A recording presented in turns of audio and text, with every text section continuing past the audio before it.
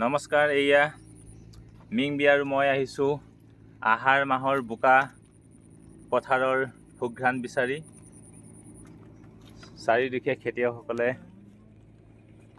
এয়া পথাৰত কোৰেদি আলি দি আছে আৰু এই ট্ৰেক্টৰেও হাল বাই থকা শব্দ শুনিবলৈ পাইছোঁ। গৰু ম'হৰ সেই হাল আৰু এতিয়া নাই, এতিয়া ট্ৰেক্টৰে সকলোৱে হাল বায়।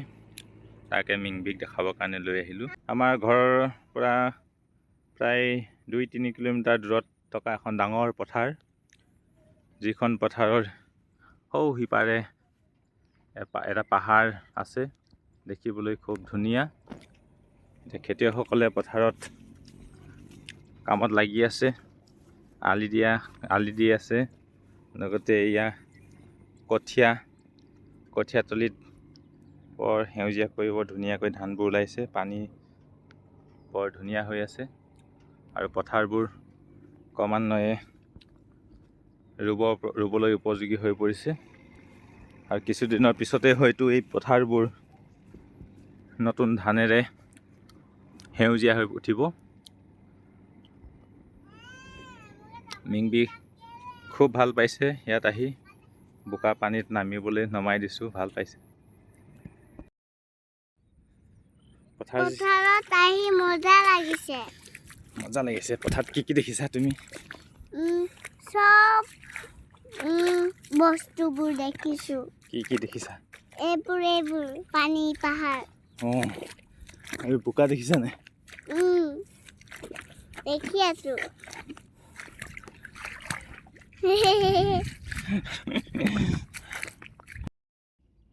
পৰা গ'ল, ক'ত পৰা গ'ল? ক'ত?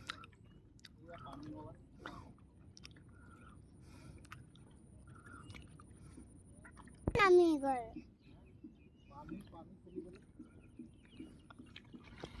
ক'ত গ'ল মাছ?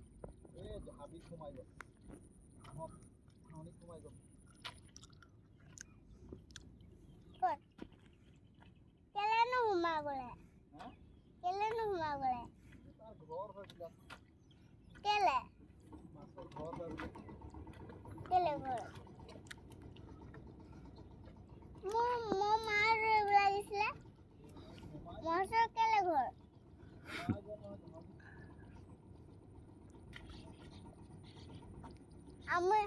এইটো আমাৰহে ঘৰ। আমি আগতে পুখুৰীতে গৈছিলো। ইমান বোকা পানী। আমি আকৌ বোকা খেলি ভাল পাওঁ, গোটেই দিন বোকাতে। কেলেনো ইয়াতে বোকা দি দিয়ে আৰু পানী দি দিয়ে, হে? বোকা দিলেহে ধান ৰুব পাৰিব। কেলে ধান ৰুব? ধান ৰুলেহে মানুহে চাউল খাব পাৰিব। আজিলৈ ইমানেই, বাই বাই।